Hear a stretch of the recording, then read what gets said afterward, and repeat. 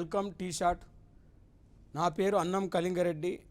ముఖ్యంగా అంతర్జాతీయ వ్యాపారంలో భాగంగా భారతదేశ దిగుమతులు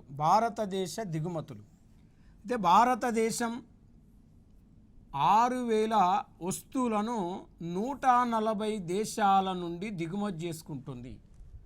అంటే భారతదేశానికి దిగుమతి భాగస్వామ్య దేశాలు 140 ఉన్నాయి. ఈ 140 దేశాల నుండి 6,000 రకాల వస్తువులను దిగుమతి చేసుకుంటుంది. కాబట్టి 6,000 రకాల వస్తువులను స్థూలంగా 2 రకాలుగా వర్గీకరించవచ్చు. ఒకటి bulk imports, 2 non bulk imports. అంటే బల్క్ అంటే ఎక్కువగా స్థూలత దిగుమతులు అంటాం. నాన్ బల్క్ అంటే తక్కువ మోతాదులో దిగుమతి చేసుకునే వాటిని నాన్ బల్క్ అంటాం. అంటే బల్క్ ఇంపోర్ట్స్ కిందికి ఏమొస్తాయంటే మెయిన్గా పిఓఎల్ అంటే పిఓఎల్ పెట్రోలియం, ఆయిల్, లూబ్రికేట్స్ అనేవి ప్రధానంగా వస్తాయి. వీటితో పాటు ఫెర్టిలైజర్స్ ఎరువులు, పల్సెస్ పప్పు ధాన్యాలు, తర్వాత తృణధాన్యాలు సెరిల్స్, నెక్స్ట్ వంట నూనెలు భారతదేశ దిగుమతుల్లో స్థూలత దిగుమతుల కిందికి వస్తాయి.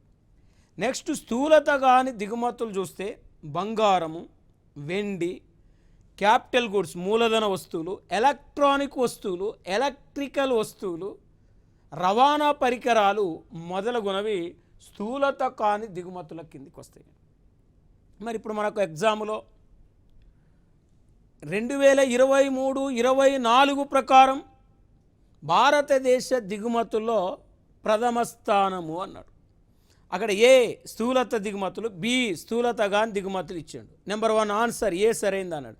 నెంబర్ 2 ఆన్సర్ బి సరైంది అన్నాడు. నెంబర్ 3 ఆన్సర్ ఏ బి సరైంది అన్నాడు. Number 4th answer A B సరికాదన్నాడు. అప్పుడు ఆన్సర్ మనం ఏ సరైంది అనేది ఆన్సర్ తీసుకోవాలి. అంటే ఇలా అడిగిండు కాబట్టి ఈ విధంగా ఆన్సర్ చేయాలి. మరి ఈ 6,000 రకాల వస్తువుల్లో మేజర్గా మనకు భారతదేశ దిగుమతులను మనం చూస్తే 2023-24 ప్రకారం భారతదేశ దిగుమతుల్లో పెట్రోలియము, ఇక్కడ ఆయిల్, లూబ్రికేట్స్ ఇవి భారతదేశ దిగుమతుల్లో మేజర్గా ఉన్నాయి. Most important point petroleum, oil, lubricates.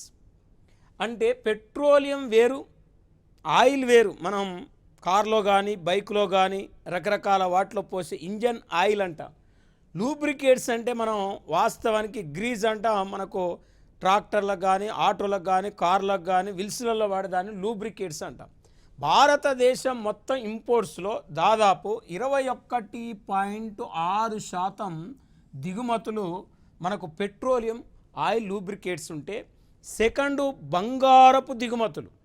మొత్తం 100%లో బంగారపు దిగుమతులే 5.9% ఉన్నాయి, 5.9% ఉన్నాయి. తర్వాత మనం పెట్రోలియం ఉత్పత్తులు తీసుకుంటే ఈ పెట్రోలియం ఉత్పత్తులో 5.8% ఉన్నాయి, 5.8% ఉన్నాయి. ఏది పెట్రోలియం ఉత్పత్తులు. మొత్తం ఇంపోర్ట్స్లో పెట్రోలియం ఉత్పత్తులు 5.8% ఉన్నాయి. భారతదేశ దిగుమతుల్లో మనకు ప్రథమ స్థానం పెట్రోలియం, ఆయిల్, లూబ్రికేట్స్, 2 బంగారము, 3 పెట్రోలియం ఉత్పత్తులు. ఇలా మనం చెప్పుకోవాలి. అయితే భారతదేశం దాదాపు 140 దేశాల నుండి వస్తువులను ఇంపోర్ట్ చేసుకుంటుంది. కాబట్టి ఇక్కడ ఈ 140 దేశాల్లో మనకు అడిగేది ఏంటంటే main import partners in India అంటాడు. భారతదేశ ప్రధాన దిగుమతి భాగస్వామ్య దేశాలు అకార్డింగ్ టు 2023-24 ఇన్ఫర్మేషన్ మనం తీసుకుంటే ఇక్కడ మేజర్గా భారతదేశ దిగుమతి భాగస్వామ్య దేశాలు 2023-24 ఇన్ఫర్మేషన్ అకార్డింగ్ టు 23-24 ఇన్ఫర్మేషన్ అని చెప్తున్నాం. ఇక్కడ భారతదేశ దిగుమతుల్లో ప్రథమ స్థానం చైనా. మొత్తం దిగుమతుల్లో చైనా నుంచి మనం 13.85% ఇంపోర్ట్స్ ఒక్క చైనా నుండి ఇంపోర్ట్ చేసుకుంటున్నాం. దాదాపు 100% ఇంపోర్ట్స్లో. రెండోది యుఏఈ, యునైటెడ్ అరబ్ ఎమిరేట్స్. ఎక్స్పోర్ట్లో రెండో స్థానమే, ఇంపోర్ట్లో రెండో స్థానమే యూఏఈ. మరి దాదాపు భారతదేశం మొత్తం దిగుమతుల్లో 7.45% వస్తువులను మనం యునైటెడ్ అరబ్ ఎమిరేట్స్ నుంచి ఇంపోర్ట్ చేసుకుంటున్నాం. భారతదేశ దిగుమతుల్లో మూడోది USA. United states of America నుంచి భారతదేశం దాదాపు 7.14% వస్తువులను భారతదేశం దిగుమతి చేసుకుంటుంది. మరి మనం కన్ఫ్యూజ్ కాకుండా చదివినప్పుడు ఎగుమతి భాగస్వామ్య దేశాలు, దిగుమతి భాగస్వామ్య దేశాలు, ఎగుమతి భాగస్వామ్య దేశాలు 190 ఉన్నాయి, దిగుమతి భాగస్వామ్య దేశాలు 140 ఉన్నాయి. అకార్డింగ్ టు 2022 ప్రకారం ఎక్స్పోర్ట్స్లో ఇండియా 18, ఇంపోర్ట్స్లో ఇండియా 9వ స్థానం. ఎక్స్పోర్ట్లో వెనుకున్నాం, మనం ఇంపోర్ట్లో ముందున్నాం. జనరల్గా ఎక్స్పోర్ట్స్లో ముందుండాలి, ఇంపోర్ట్స్లో వెనుకుండాలి. కానీ ఇక్కడ రివర్స్లో ఉంది భారతదేశం మనం చూస్తే.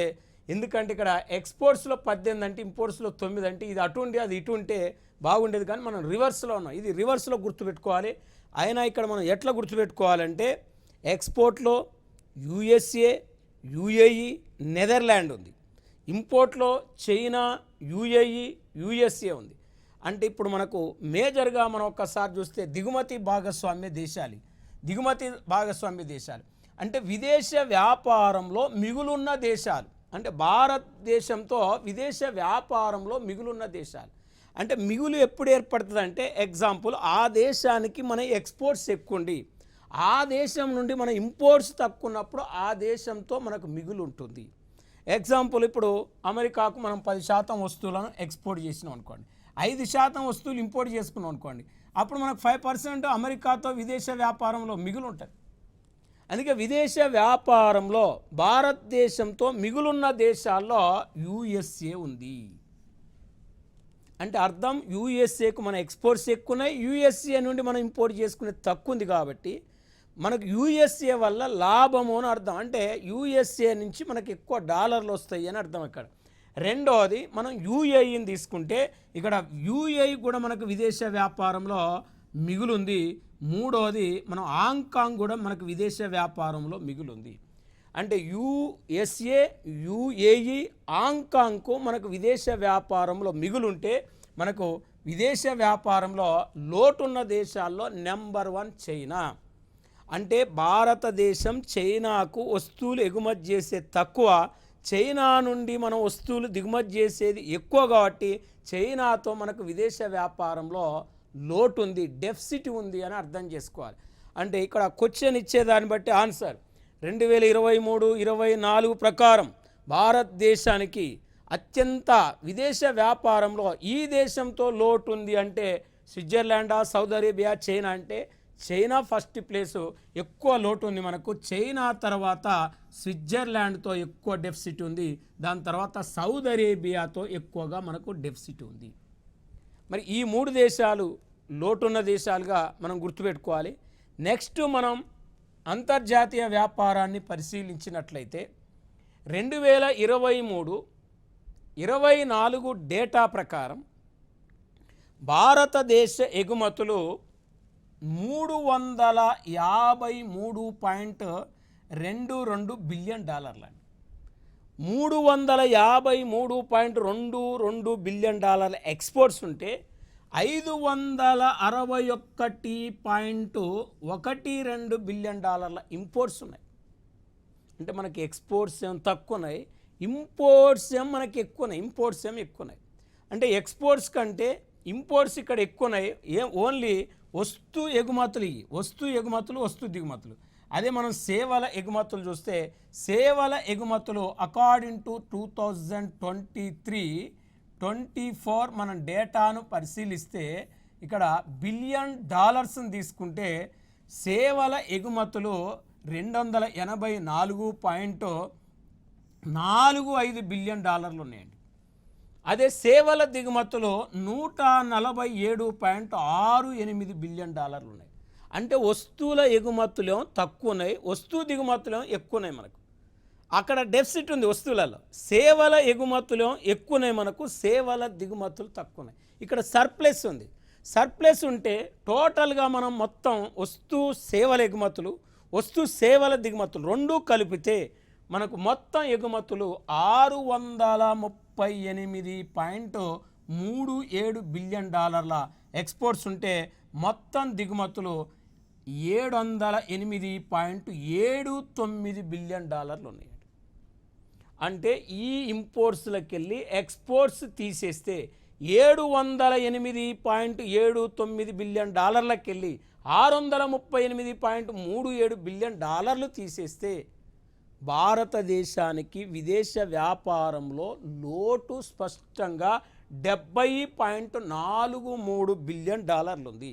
70.43 బిలియన్ డాలర్లు ఉంది. కాబట్టి రోజు రోజుకు అంతర్జాతీయ మార్కెట్లో మన రూపాయి విలువ అనేది పడిపోతుంది. అంటే డాలర్ విలువ పెరుగుతుంది, రూపాయి విలువ తగ్గుతుందంటే కారణం ఏంటంటే ఎప్పుడైతే మనకు అంతర్జాతీయ వ్యాపారంలో సర్ప్లస్ ఉంటుందో, మిగులు ఉంటుందో, అప్పుడు మన అంతర్జాతీయ మార్కెట్లో రూపాయికి విలువ పెరుగుతుంది. అప్పుడు డాలర్తో పోలిస్తే రూపాయి విలువ పెరుగుతుంది, డాలర్ తగ్గుతుంది. మరి మనకు అంతర్జాతీయ వ్యాపారంలో వాస్తవానికి మిగులు ఉండాలంటే ఎక్స్పోర్ట్స్ ఎక్కువ ఉండాలి, ఇంపోర్ట్స్ తక్కువ ఉండాలి. మరి ఎక్స్పోర్ట్స్ పెరగాలి, ఇంపోర్ట్స్ తగ్గాలంటే దానికి అనేక రకాల మార్గాలు ఉన్నాయి. అంటే మనకు మూల్యహీనీకరణ, మూల్య క్షయ అనేవి రెండు అంశాలు కనపడుతుంటాయి. మూల్యహీనీకరణ, మూల్య క్షయ అంటే వాస్తవానికి మూల్యక్షయ అంటే అర్థమైంది అంటే ఇక్కడ devaluation of currency, depreciation of currency అనే రెండు కాన్సెప్ట్లు ఉంటాయి. అంటే డిప్రిషియేషన్ ఆఫ్ కరెన్సీ అంటే అంతర్జాతీయ మార్కెట్లో వచ్చే కొన్ని పరిణామాల వల్ల రూపాయి విలువ దానంతట అది పడిపోవటాన్ని మూల్యక్షయ అంటారు. మూల్యహీనీకరణ అంటే అది కాదు. మూల్యహీనీకరణ డివాల్యుయేషన్ ఆఫ్ కరెన్సీ అంటే ఒక దేశ కరెన్సీ విలువను విదేశీ కరెన్సీ రూపంలో కానీ బంగారం రూపంలో కానీ కావాలని తగ్గించుకోవటాన్ని ఏమంటామంటే మూల్యహీనీకరణ అంటాం. ఈ మూల్యహీనీకరణ చేసినప్పుడు మన ఎక్స్పోర్ట్స్ పెరుగుతాయి, ఇంపోర్ట్స్ తగ్గుతాయి.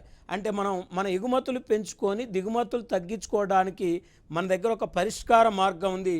మూల్యహీనీకరణ చేసుకున్నట్లయితే కూడా మనకు ఎగుమతులు పెరిగి దిగుమతులు తగ్గుతాయి. కానీ మూల్యహీనీకరణ చెయ్యాలంటే కంపల్సరీ మనం ఇష్టం వచ్చినట్టు చేయటానికి వీల్లేదు. మనం మూల్యహీనీకరణ చేయాలంటే మనకు ఐఎంఎఫ్ అనేది అనుమతి ఇవ్వాలి. అంటే ఐఎంఎఫ్ పర్మిషన్ లేకుండా, ఇంటర్నేషనల్ మానిటరీ ఫండ్ అనే పర్మిషన్ లేకుండా ఎట్టి పరిస్థితుల్లో మనం రూపాయి మూల్యహీనీకరణ చేయటానికి వీల్లేదు. కాబట్టి మనం గతంలో కూడా కొన్నిసార్లు మూల్యహీనీకరణ చేసినాం. ఇది ఒక పెద్ద కాన్సెప్ట్. ఇది జిఎస్ పరిధిలో కాకుండా హై రేంజ్ కాంపిటేటివ్ ఎగ్జామ్లో అడుగుతాడు. కాబట్టి మూల్యహీనీకరణ మనకు తక్షణ పరిష్కార మార్గం మన ఏది రూపాయి విలువ పెరగటానికి అని చెప్తున్నాం. నెక్స్ట్ మనం జనరల్గా చూస్తే ఇప్పుడు ఈ భారతదేశ ఎగుమతులు, భారతదేశ దిగుమతుల గురించి మనం ప్రధానంగా చదవటం జరిగింది. అయితే ఇక్కడ మేజర్గా ఒక దేశం మరొక దేశంతో అంతర్జాతీయ వ్యాపారం చేస్తున్నప్పుడు రెండు దేశాల మధ్య సమస్య రావచ్చు, తగాదా రావచ్చు. ఈ రెండు దేశాల మధ్య సమస్యలను పరిష్కరించడానికి ఒక ప్రత్యేక సంస్థ ఉండాలనే ఉద్దేశంతో 1947-48వ సంవత్సరంలో 53 సభ్య దేశాలు క్యూబా రాజధాని హవానాలో సమావేశమైనాయి. అంటే ఒక దేశం మరొక దేశంతో వ్యాపారం చేస్తున్నప్పుడు రెండు దేశాల మధ్య ఏర్పడే సమస్యలు పరిష్కరించడానికి ఒక సంస్థను ఏర్పాటు చేసుకోవాలనే ఉద్దేశంతో 53 సభ్య దేశాలు క్యూబా రాజధాని హవానాలో సమావేశమై ఆ 53 దేశాలు ఐటీఓ చార్టర్ మీద సంతకం పెడితే, ఇంటర్నేషనల్ ట్రేడ్ ఆర్గనైజేషన్ చార్టర్ మీద సంతకం పెడితే, ఇక్కడ ఈ 53 దేశాలు సంతకం పెడితే ఐటీఓ చార్టర్ని అమెరికా ఆమోదించలేదు. అమెరికా ఆమోదించకపోవటం వల్ల ఐటీఓ చార్టర్ అనేది కార్యరూపం దాల్చలేదు. అంటే ఐటీఓ అనేది ఏర్పడలేదు. ఏర్పడకపోయేసరికి దాదాపు ఈ 53 దేశాల్లో 1947 అక్టోబర్ 30వ తారీఖు నాడు అక్టోబర్ 30వ తారీఖు నాడు 23 సభ్య దేశాలు, ఈ 53 సభ్య దేశాల నుంచి 23 సభ్య దేశాలు స్విట్జర్లాండ్లోని జెనీవాలో సమావేశమై ఈ 23 దేశాలు ఘాట్ అనే ఒక ఒప్పందాన్ని ఏర్పాటు చేసుకుంది. అంటే ఘాట్ అనే ఒక అగ్రిమెంట్ మీద 23 దేశాలు సంతకం పెట్టినాయి. ఒకవేళ ఐటీఓ చార్టర్ను గానక అమెరికా ఆమోదించుంటే ఘాట్ ఏర్పడేది కాదు. ఈ ఐటీఓ చార్టర్ని ఆమోదించకపోవడం వల్ల అమెరికాకు తెలవకుండా 23 సభ్య దేశాలు 1947 అక్టోబర్ 30న స్విట్జర్లాండ్ జెనీవాలో సమావేశమై సీక్రెట్గా సమావేశమై ఇక్కడ ఘాట్ అనే ఒప్పందం మీద సంతకం చేసినాయి. General agreement tariffs and trade. GATT full form general agreement tariffs and trade. తెలుగులో వ్యాపార సుంకాల సాధారణ ఒడంబడిక అనే ఒక చార్టర్ మీద సంతకం పెట్టినాయి. ఈ చార్టర్ అనేది వాస్తవానికి ఘాట్ అనేది 1948 జనవరి 1 నుంచి ఘాట్ అనేది అమల్లోకి వచ్చింది. ఈ ఘాట్ యొక్క ప్రధాన కార్యాలయమో స్విట్జర్లాండ్లోని జెనీవాలో ఉంది. ఘాట్ ఏర్పడిన తర్వాత ఘాట్లో కూడా అమెరికా చేరి మళ్ళీ ఘాటు కొన్ని కాంట్రవర్సీలు అయింది. అంటే ఘాటు కాంట్రవర్సీలు అయింది. ఏ సమావేశం కాంట్రవర్సీలు అయింది ఘాట్లో అంటే ఉరుగ్వే సమావేశం అనేది కాంట్రవర్సీలుగా దారితీసింది ఘాట్లో. అంటే ఆ ఉరుగ్వే సమావేశమే ఘాటు విచ్ఛిన్నం కావటానికి దోహదపడి ఘాటు ప్లేస్లో 1995 జనవరి 1 నుంచి ఘాటు ప్లేస్లో WTO అనేది అమల్లోకి వచ్చింది. అంటే ఘాటు విచ్ఛిన్నం కావటానికి ప్రధాన కారణం కూడా అమెరికానే. ఉరుగ్వే సమావేశం, ఏ సమావేశం సందర్భంగా ఘాటు స్థానంలో WTO ఏర్పడదంటే ఉరుగ్వే సమావేశం సందర్భంగా. మరి ఆ సమావేశం ఫలితంగా 1995 జనవరి 1 నుంచి WTO అమల్లోకి వచ్చింది. వరల్డ్ ట్రేడ్ ఆర్గనైజేషన్, ప్రపంచ వాణిజ్య సంస్థ. ఇది అంతర్జాతీయ వాణిజ్య సంస్థ ITO. అది కార్యరూపం దాల్చలేదు. ఇక్కడ వ్యాపార సుంకాల సాధారణ ఒడంబడిక అంటే 1948 నుంచి 1994 వరకు ఉంది. ఈ ఘాట్ ప్లేస్లోనే WTO 1995 జనవరి 1 నుంచి నేటి వరకు అమల్లో ఉంది. మరి ఘాటు ప్రధాన కార్యాలయమే WTO యొక్క ప్రధాన కార్యాలయము. మరి ఇప్పుడు జనరల్గా WTO వరల్డ్ ట్రేడ్ ఆర్గనైజేషన్లో దాదాపు 164 దేశాలకు సభ్యత్వం ఉంది. మరి ఈ WTO సెక్రటరీ జనరల్ ప్రెసిడెంట్ నికోంజీ ఒకాంజో ఐవలాల. అంటే నికోంజీ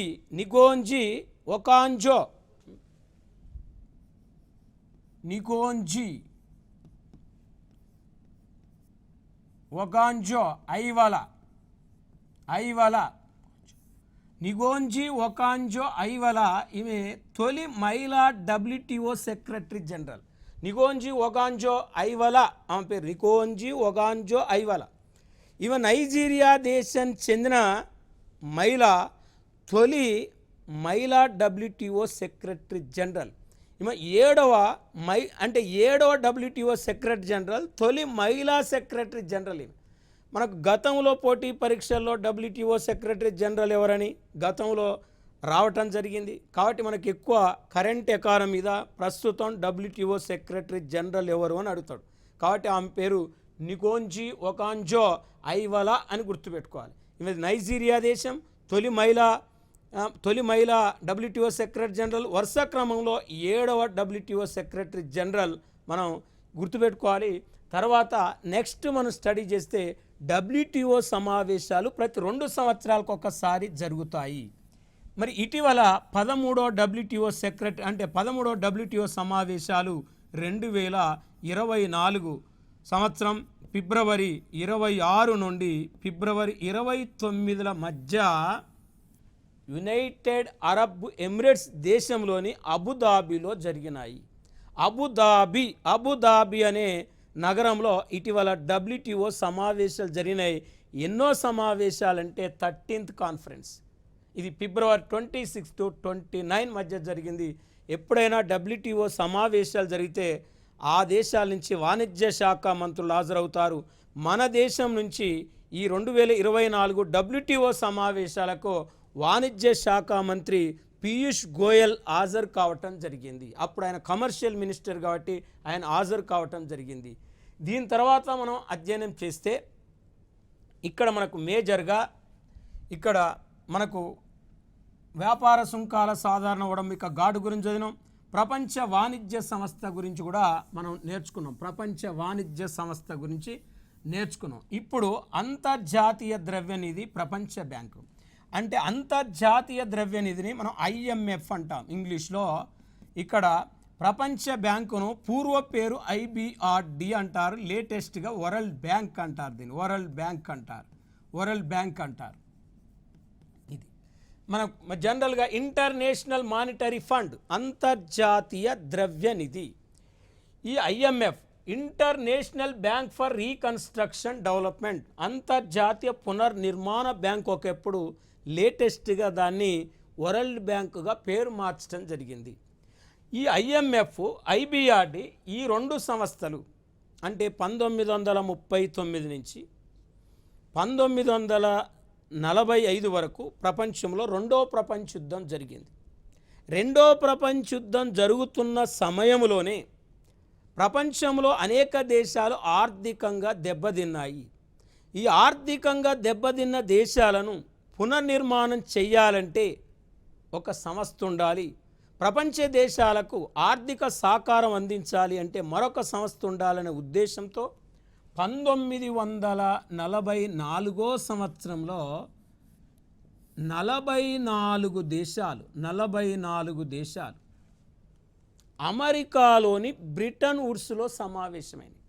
అంటే 44 దేశాలు ఎక్కడ సమావేశమైనవి అంటే బ్రిటన్ వుడ్స్లో సమావేశమైనవి. బ్రిటన్ వుడ్స్ ఇది ఒక ప్రదేశం. బ్రిటన్ వుడ్స్ అనేది ఈ బ్రిటన్ వుడ్స్లో ఈ 44 సభ్య దేశాలు సమావేశం కావటానికి మెయిన్ కారకుడు జాన్ మెహార్డ్ కీన్స్, JM కీన్స్. ఈ JM కీన్స్ ప్రోత్సాహంతో ఈ 44 సభ్య దేశాలు అక్కడ సమావేశమైనాయి. కాబట్టి బ్రిటన్ వుడ్స్ సమావేశ సందర్భంగానే IMF IBRD ఏర్పడ్డది. కాబట్టి వీటిని ఏమంటారంటే IMF IBRDని బ్రిటన్ వుడ్స్ కవల పిల్లలు అంటారు. బ్రిటన్ వుడ్స్ కవల పిల్లలు అంటారు.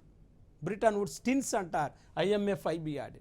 మనకు పోటీ పరీక్షల్లో ఈ క్రింది వాళ్ళలో బ్రిటన్ వుడ్స్ కవుల పిల్లలని వేటిని పిలుస్తారంటాడు. యునెస్కో, UNICEF ఒక ఆప్షన్లు ఇస్తాడు. రెండో ఆప్షనలు WTO ఘాట్ ఇస్తాడు. మూడో ఆప్షనలు IMF IBRD ఇస్తాడు. నాలుగో ఆప్షనలు అక్టాడ్ అండ్ UNDP ఇస్తాడు. కాబట్టి ఒకేసారి ఏర్పడ్డ వాటిని, ఒకేసారి జన్మించిన వాళ్ళని కవుల పిల్లలు అంటారు. ఒకేసారి ఆవిర్భవించినాయి కాబట్టి ఈ రెండు అందుకే వీటిని బ్రిటన్ వుడ్స్ కవుల పిల్లలు అంటారు. అంటే 44లో వీటిని స్థాపించాలని నిర్ణయం తీసుకుంటే IMF IBRDని 1945లో ఏర్పాటు చేయటం జరిగింది.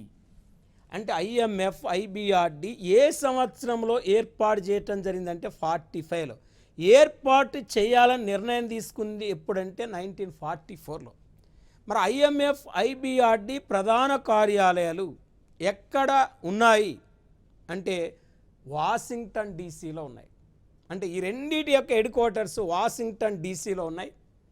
మనం ఒక్కొక్క దాని గురించి ఇప్పుడు స్టడీ చేస్తే మొదటిసారి అంతర్జాతీయ ద్రవ్యనిధి గురించి అధ్యయనం చేస్తే, IMF గురించి అధ్యయనం చేస్తే ఇంటర్నేషనల్ మానిటరీ ఫండ్ అంటాం. దీన్ని స్థాపించాలని నిర్ణయం తీసుకుంది 44, స్థాపించింది 45, ఇది కార్యకలాపాలు ప్రారంభించింది 47, దీనికి ప్రారంభంలో సభ్య దేశాలు 44, ప్రస్తుత సభ్య దేశాలు 190. ప్రజెంట్ 190 దేశాలు IMFలో సభ్య దేశాలుగా ఉన్నాయి. చివరిగా అండోరా అనే ఒక దేశం IMFలో చివరిగా చేరింది. అదే 190వ దేశం. మరి 44 నుంచి 190 దేశాలు ఉన్నాయి. ఐఎంఎఫ్లో సభ్యత్వం తీసుకోవాలంటే ప్రతి దేశం కోటాను చెల్లించాలి. మరి ఆ కోటాను చెల్లించాలి. వాస్తవానికి ఆ కోట అనేది మనకు అంతర్జాతీయ వ్యాపారాన్ని బట్టి, విదేశ మారక నిల్వలను బట్టి, జాతీయ ఆదాయాన్ని బట్టి ఆ కోటాను నిర్ణయిస్తారు. కాబట్టి మరి ఐఎంఎఫ్లో వాస్తవం చివరిగా చేరిన దేశం ఏంటంటే మనం అండోరా అని చెప్తున్నాం. వాస్తవానికి ఐఎంఎఫ్ సృష్టించిన కరెన్సీ పేరేంటిదంటే ఎస్డిఆర్. ఐఎంఎఫ్ సృష్టించిన కరెన్సీ పేరు ఎస్డిఆర్, స్పెషల్ డ్రాయింగ్ రైట్స్. ఇది అంతర్జాతీయ ద్రవ్యం అని దేన్ని అంటారంటే ఎస్డిఆర్. డాలర్ అనేది అమెరికా డాలర్ అమెరికాలో మాత్రమే చెల్లుతుంది. సింగపూర్ డాలర్ సింగపూర్లో మాత్రమే చెల్లుతుంది. ఇండియా రూపాయి అనేది ఇండియా మాత్రమే చెల్లుతుంది. కానీ ఎస్డిఆర్ అనేది ప్రపంచంలో అన్ని దేశాల్లో చెల్లే కరెన్సీ, ఏకైక కరెన్సీ ఏంటంటే ఎస్డిఆర్. మరి ఎస్డిఆర్ని ఎవరు సృష్టించారు? International monetary fund. ఎప్పుడు సృష్టించింది ఎస్డిఆర్ని అంటే వాస్తవానికి 1969లో సృష్టించింది ఎస్డిఆర్ని. ఈ ఎస్డిఆర్ అనేది 1971 నుంచి అమల్లోకి వచ్చింది. SDR, special drawing rights, IMF సృష్టించిన అంతర్జాతీయ కరెన్సీ పేరు. మరి ఇప్పుడు జనరల్గా ఐఎంఎఫ్లో అత్యధిక కోటా గల దేశాల్లో రీసెంట్గా భారతదేశం 13వ స్థానం. ఇది కరెంట్ ఎకానమీ మీద గుర్తుపెట్టుకోవాలి. 13th ప్లేస్ ఐఎంఎఫ్లో అత్యధిక కోటా గల దేశాల్లో భారతదేశం 13వ స్థానం. ఫస్ట్ ప్లేస్ అమెరికానే. ఐఎంఎఫ్ కోటాలో అత్యధిక కోటా గల దేశం ఏంటంటే అమెరికానే అగ్రగామి. దాదాపు అమెరికా కోటా 17% ఉంటే ఇండియా కోటా 3% మించి లేదంటే మనం చాలా ఐఎంఎఫ్ కోటాలో చాలా వెనుకబడి ఉన్నాం. కాబట్టి ఇక్కడ ఐఎంఎఫ్ను నిర్వర్తించేది ఎవరంటే మేనేజింగ్ డైరెక్టర్. అంటే ఐఎంఎఫ్కి మేనేజింగ్ డైరెక్టర్ ఉంటాడు, ప్రపంచ బ్యాంకుకు అధ్యక్షుడు ఉంటాడు, వరల్డ్ బ్యాంకు ప్రెసిడెంట్ ఉంటాడు. అంటే ఐఎంఎఫ్కు మేనేజింగ్ డైరెక్టర్ ఉంటాడు. ప్రస్తుతం అంతర్జాతీయ ద్రవ్య నిధి యొక్క మేనేజింగ్ డైరెక్టర్ ఎవరంటే క్రిస్టిలినా జార్జినివా అనే ఒక మహిళ. అంటే ఐఎంఎఫ్ ఏర్పడ్డ దగ్గర నుంచి, అంటే ఎప్పుడు ఏర్పడ్డది? 45లో. మరి ఇప్పటి వరకు మేనేజింగ్ డైరెక్టర్లో రెండో మహిళా మేనేజింగ్ డైరెక్టర్. ఈమె కంటే ముందు తొలి మహిళా మేనేజింగ్ డైరెక్టర్ ఉండే క్రిస్టిలినా లగార్డే ఉండే. క్రిస్టిలినా లగార్డే తొలి ఐఎంఎఫ్ యొక్క మేనేజింగ్ డైరెక్టర్ అయితే ఈమె రెండో మరి మహిళా మేనేజింగ్ డైరెక్టర్. వీళ్ళిద్దరిది కూడా ఫ్రాన్స్ దేశమే. అంటే దాదాపు రెండో మహిళా డైరెక్టర్గా మనం చెప్పుకోవచ్చు క్రిస్టిలినా జార్జినివా, ప్రెసిడెంట్ ఐఎంఎఫ్ యొక్క మేనేజింగ్ డైరెక్టర్. మరి ఐఎంఎఫ్ ఏం చేస్తుందంటే వాస్తవానికి ఐఎంఎఫ్ యొక్క ప్రధాన విధి, most important function international monetary fund. అంటే సభ్య దేశాలు ఇలా 190 దేశాలకు సభ్యత్వం ఉంది. ఈ సభ్య దేశాలకు స్వల్పకాలిక రుణాలు ఇస్తుంది. Only short loan provide to the member of countries in IMF. అంటే ఐఎంఎఫ్లో ఉన్న సభ్య దేశాలు మాత్రమే స్వల్పకాలిక రుణాలు ఇస్తుంది. ఇంకా ఐఎంఎఫ్ యొక్క మరొక మెయిన్ ఫంక్షన్ ఏంటంటే ఒక దేశం మరి అంతర్జాతీయ వ్యాపారం లోటు ఉన్నప్పుడు, అంటే మనకు లోటు ఎట్లా ఏర్పడుతుందో చదువుకున్నాం కాబట్టి, ఆ లోటు ఉన్నప్పుడు మనకు మేజర్గా ఆ లోటును సరిదిద్దడానికి కావలసిన మనకు రూపాయి మూల్య వినీకరణకు కావాల్సిన అనుమతిని కూడా ఐఎంఎఫ్ ఇస్తుంది.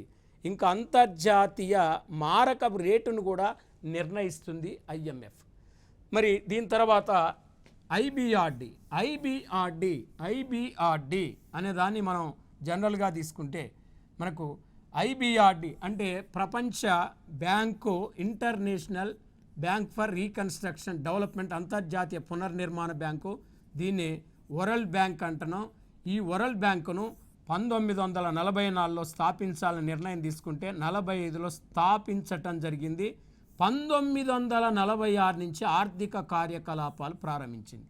దీంట్లో ప్రారంభంలో 44 దేశాలుంటే ప్రజెంట్ 189 దేశాలు మెంబర్షిప్గా ఉన్నాయి. మరి ఇక్కడ వాస్తవానికి 1945లో ప్రపంచ బ్యాంకును $10 బిలియన్ ఆధీకృత మూలధనంతో ఏర్పాటు చేశారు. అంటే ఐఎంఎఫ్కు ఐబిఆర్డ్కి చాలా డిఫరెన్స్ ఉంటుంది. ఐబిఆర్డ్ అనేది సభ్య దేశాలకు దీర్ఘకాలిక రుణాలు ఇస్తుంది. మరి చూడండి, ఐఎంఎఫ్ ఓన్లీ స్వల్పకాలిక రుణాలు ఇస్తే ఐబిఆర్డ్ దీర్ఘకాలిక రుణాలు ఇస్తుంది. మరి వాస్తవానికి దీని యొక్క హెడ్ క్వార్టర్ కూడా వాషింగ్టన్ డీసీలో ఉంది. మరి ప్రజెంట్ ప్రపంచ బ్యాంక్ యొక్క అధ్యక్షుడు ఎవరంటే అజయ్ బంగా. అజయ్ బంగా అనే వ్యక్తి ప్రజెంట్ వరల్డ్ బ్యాంక్ యొక్క ప్రెసిడెంట్. తొలిసారిగా ఒక ప్రవాస భారతీయుడు ప్రపంచ బ్యాంకుకు అధ్యక్షుడు కావటం జరిగింది. అంటే భారతదేశంలో పుట్టి పెరిగినప్పటికీ ఈయన అమెరికాలో స్థిరపడ్డాడు కాబట్టి ఈయన ఏమంటారు అంటే ప్రవాస భారతీయుడు అంటారు. తొలిసారిగా ఒక ప్రపంచ బ్యాంకు ప్రవాస భారతీయుడు అధ్యక్షుడు కావటం జరిగింది. ప్రజెంట్ అజయ్ బంగా ప్రపంచ బ్యాంక్ యొక్క అధ్యక్షుడిగా మనం చెప్పుకోవచ్చు. మరి ఇంకా మనం ప్రపంచ బ్యాంకుకు మెయిన్గా దానికి 4 అనుబంధ సంస్థలు ఉన్నాయి. IDA, IFC, IFC, MIGA, ICSID. ఈ 4 వరల్డ్ బ్యాంక్ యొక్క అనుబంధ సంస్థలు. మరి ఐడిఏ ఇంటర్నేషనల్ డెవలప్మెంట్ అసోసియేషన్. దీన్ని 60లో లాంచ్ చేశారు. ఐఎఫ్సి దీన్ని 56లో లాంచ్ చేశారు. మిగాను 1988లో లాంచ్ చేశారు. దీన్ని 1966లో లాంచ్ చేయటం జరిగింది. ఇవి group of world bank firms అంటాం. ఈ ప్రపంచ బ్యాంక్ యొక్క అనుబంధ సంస్థలుగా మనం చెప్పుకోవచ్చు. మనం అంతర్జాతీయ వ్యాపారానికి సంబంధించిన పూర్తి అంశాల గురించి మనం నేర్చుకోవడం జరిగింది. కంపల్సరీ మనకు ప్రతి పోటీ పరీక్షల్లో ఎక్కువ కరెంట్గా ఎక్స్పోర్ట్స్ ఇంపోర్ట్స్ మీద ఎక్కువ బిట్లు అడుగుతారు కాబట్టి వీటి మీద ఎక్కువ ఫోకస్ చేయండి. మనం ఈ అంతర్జాతీయ వ్యాపారాన్ని పూర్తి డీటెయిల్స్లో మీకు అందించడం జరిగింది కాబట్టి నెక్స్ట్ క్లాస్లో నెక్స్ట్ టాపిక్తో మీ ముందుకు రావటం జరుగుతుంది. Thank you.